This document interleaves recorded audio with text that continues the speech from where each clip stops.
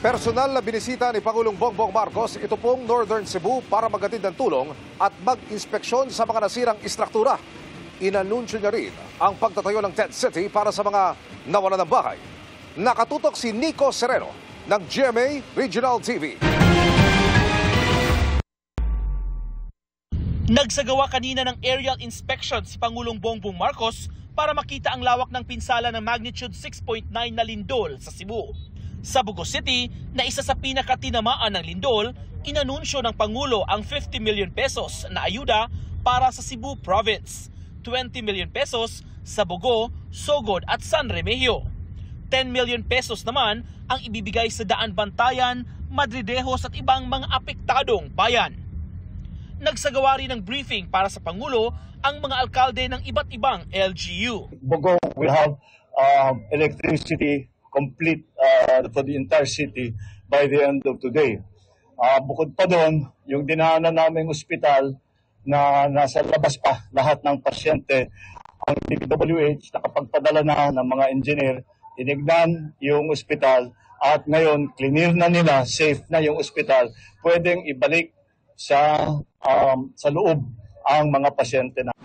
Sa Bugo City pa rin, ininspeksyon ng Pangulo ang Archdiocesan Shrine and Parish of St. Vincent Ferrer sa Barangay Cogon. Binisita rin niya ang sitio Cogita, Barangay Pulang Bato sa lungsod ng Bugo.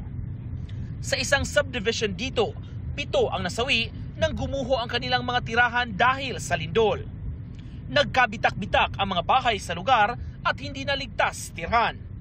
Kaya hiling ng mga residente sa Pangulo, mabigyan sila ng pabahay sa mas ligtas na lugar. Mura sa pagkakaroon, ang mga nakadecide ang mga residente dire nagpuyo nga dili sila mamalik kay murang naagian sila katruma kay nangliki naman sa ilang kuan mga units.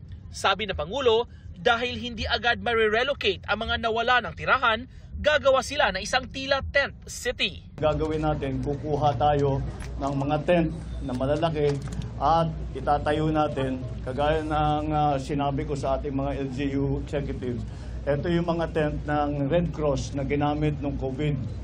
At ito ay mabilis itayo at kahit umulan, hindi problema. Kaya yun ang dadalhin namin dito sa ngayon. And we will then, doon sa kung saan nilalagay yung gagawa ng tent city, kung tawagin, ay lalagyan din natin ng siyempre lahat ng facilities. Titiyakin natin na may food supply, may water supply, may kuryente kung kailangan mag-genset. Pinapamadali rin ng Pangulo ang paghatid ng tulong at ang pagsasaayos sa mga infrastrukturang nasira, lalo na ang ospital. Nangako ang presidente na tutugunan ang pangangailangan ng mga biktima. Para sa GMA Integrated News, Nico Sereno, nakatutok 24 oras.